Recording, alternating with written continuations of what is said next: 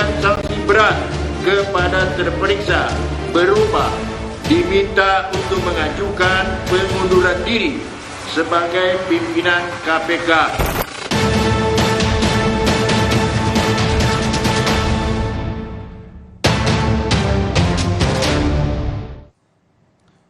Saudara, Dewan Pengawas KPK menjatuhkan sanksi berat kepada Ketua Nonaktif KPK Firly Bahuri. Firly dijatuhi sanksi etik berat dan diminta mundur dari pimpinan KPK. Dalam pembacaan sanksi yang tidak dihadiri Firly Bahuri itu, Dewas KPK menyatakan Firly terbukti melanggar kode etik dan pedoman perilaku terkait pertemuan dengan mantan Menteri Pertanian Syahrul Yassin Limpo. Dewas KPK menghukum Firly dengan sanksi berat, yaitu merekomendasikan Firly untuk mengundurkan diri.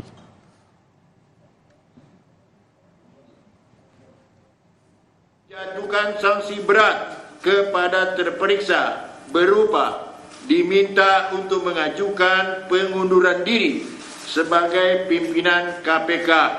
Mengumumkan putusan ini pada media jaringan milik komisi yang hanya dapat diakses oleh insan komisi dan atau lainnya sesuai dengan peraturan Dewan Pengawas tentang penegakan kode etik dan kode perilaku. Saat Dewan Pengawas KPK gelar sidang putusan etik, saudara, Firly Bahuri harus menghadapi proses hukum di kepolisian. Firly Bahuri memenuhi panggilan polisi untuk diperiksa sebagai tersangka kasus dugaan pemerasan terhadap mantan Menteri Pertanian Syahrul Yassin Limpo. Kedatangan Firly ke gedung Barreskrim ini luput dari pantauan wartawan, saudara. Sebelumnya, Firly tidak memenuhi panggilan polisi pada pekan lalu.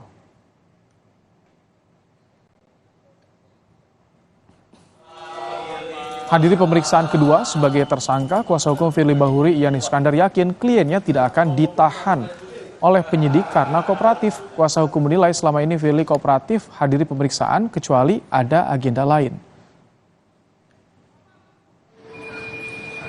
Jadi nggak ditahan nih? Optimis nggak ditahan? Enggak, kita kooperatif. Semua permintaan jadi kita penuhi, kecuali kita tidak kooperatif. Kalaupun kita tidak bisa memenuhi panggilan kemarin, kan ada alasan yang kita sampaikan secara tertulis dan diatur dalam KUHP. Boleh saja kan? Sementara itu, saudara, mantan penyidik KPK Praswat Nugraha meminta polisi segera menahan Ketua KPK nonaktif Firly Bahuri atas dugaan kasus pemerasan terhadap eks-mentan Syahrul Yassin Limpo. Praswat meminta polisi memperlakukan Firly sama dengan tahanan lain sesuai aturan perundangan yang ada.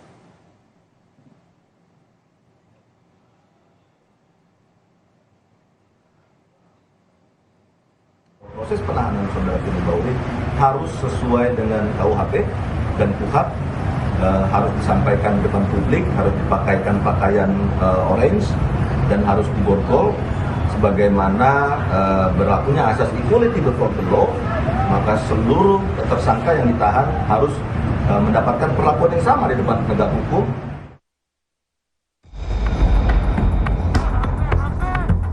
Ketua KPK nonaktif Firly Bahuri sudah 4 kali diperiksa penyidik Polda Metro Jaya dalam kasus dugaan pemerasan terhadap mantan Menteri Pertanian Syahrul Yassin Limpo.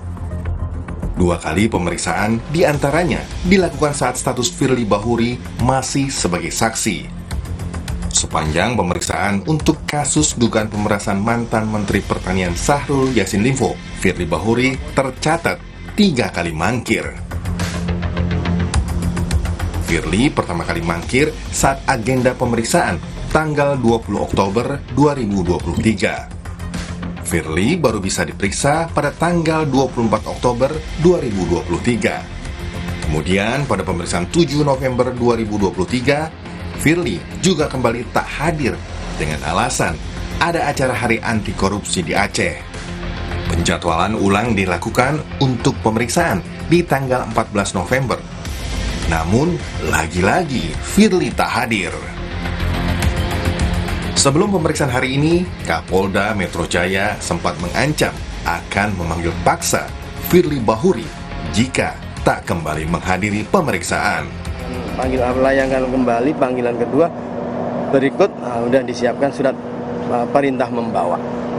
Ya, kalau itu nggak diindahkan, ya pasti kita keluarkan surat perintah menangkap proses. Firly jadi tersangka kasus dugaan pemerasan Syahrul Yassin Limpo pada 22 November 2023. Penetapan tersangka Firly Bahuri dilakukan setelah polisi menemukan bukti yang cukup kuat.